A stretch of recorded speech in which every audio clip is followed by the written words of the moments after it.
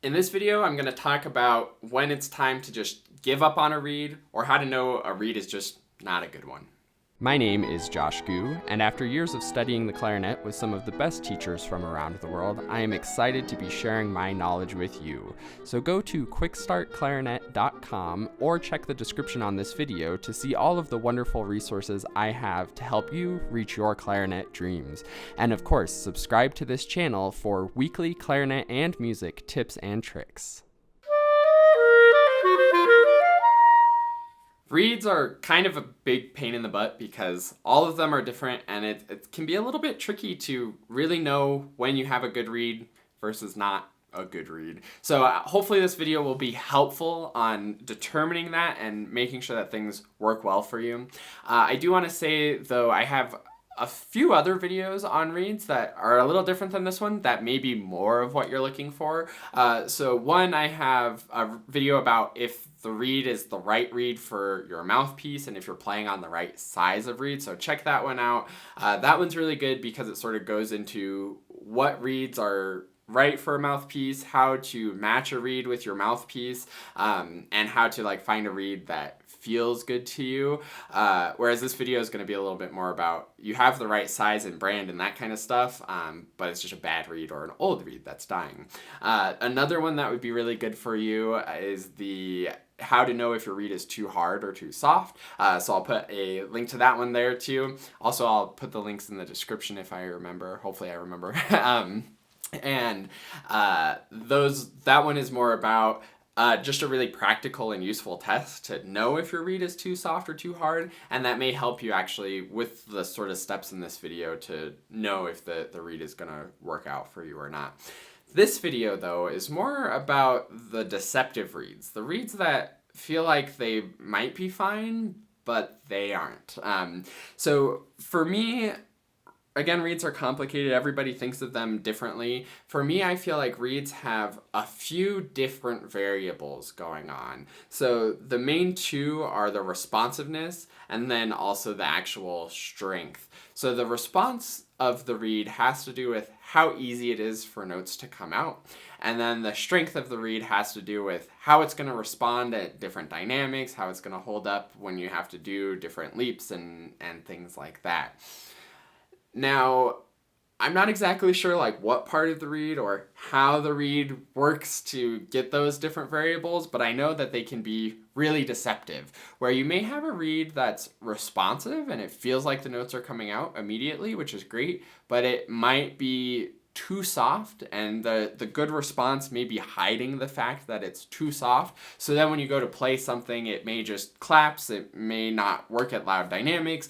When your air is a little bit nervous and not as strong as normal, then it may just sound terrible. But you'll never know that warming up because it seemed like it was a good read because the notes were responding. When you have a reed that's unresponsive, you're going to know that right away. I can sort of fake an unresponsive reed with this one by just putting it on poorly. And that's just when nothing sounds good, everything feels bad.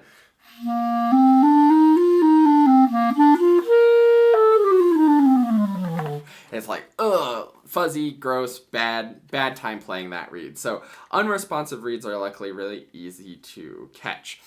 Now, the unfortunate thing is sometimes an unresponsive reed may just be a balance issue. So just with a small adjustment, you might open it up and it might actually be a really nice reed.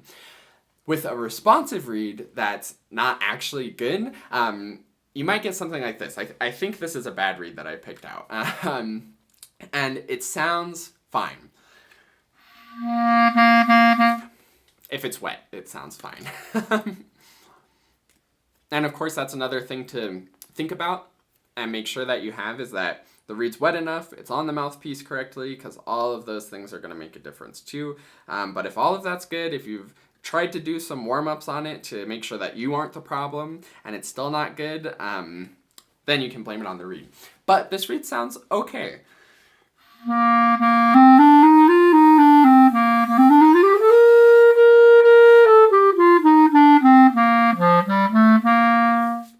So when I'm playing it like that, it's working. The sound quality coming across is probably not too bad, but there's something just a little bit suspicious about it. And it's really hard to put your finger on, and the more experience you get with reads like this, the easier it'll be to know what the issue is. The way that it feels to me is just that I'm having to work really hard to get it to sound good. If I try really hard,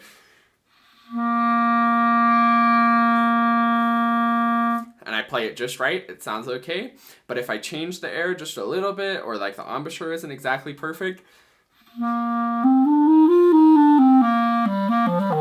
it very quickly goes back to that almost unresponsive, just like yucky sounding reed.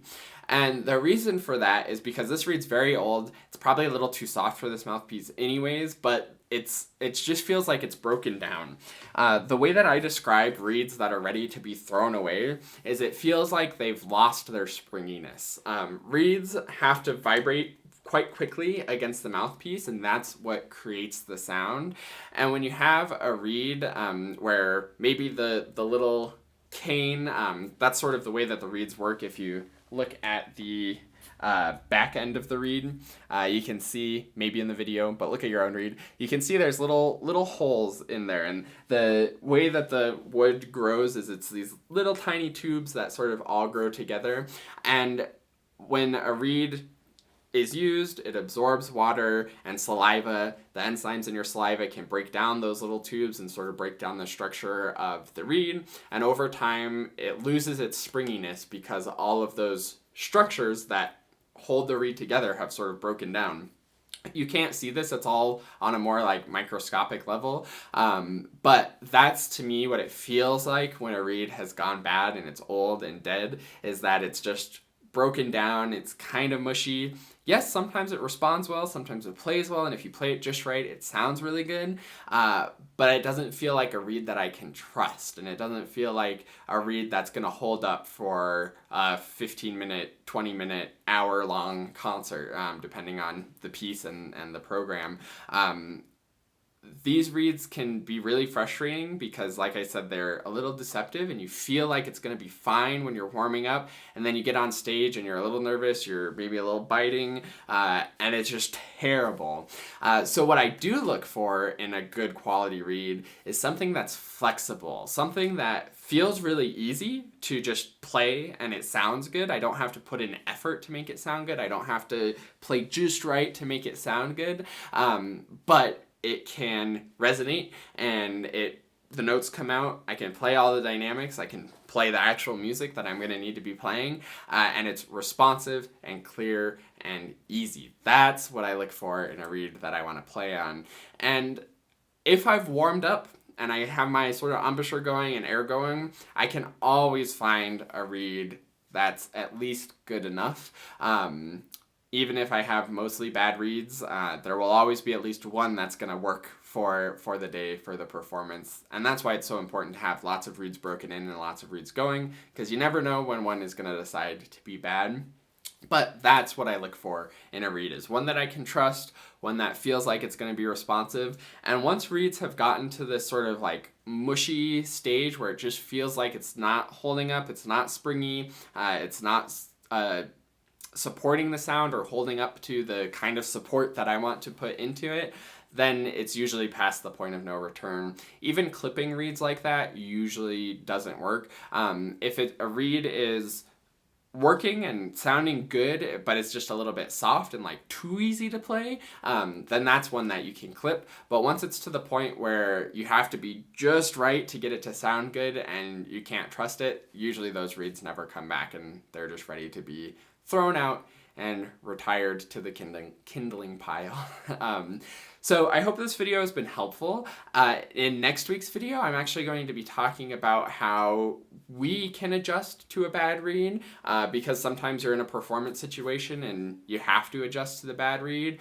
Sometimes you're just practicing and don't feel like going through 20 reeds to try to find the very best one, so you just want to make it work. Being flexible and adjusting to the reed is also really important, because it allows you to play on maybe not the perfect reed, but reeds that are good enough. And I think that's important to be able to do if you don't want to drive yourself crazy by playing on reeds and searching for reeds and spending all your time testing and adjusting reeds. So if you want to check out that video, maybe it's already up depending when you're seeing this, but hit the subscribe button, hit the bell notification, and I'll be uploading that one next week for you to check out. And thanks, of course, so much for watching this video, and I look forward to seeing you in maybe that video or another video.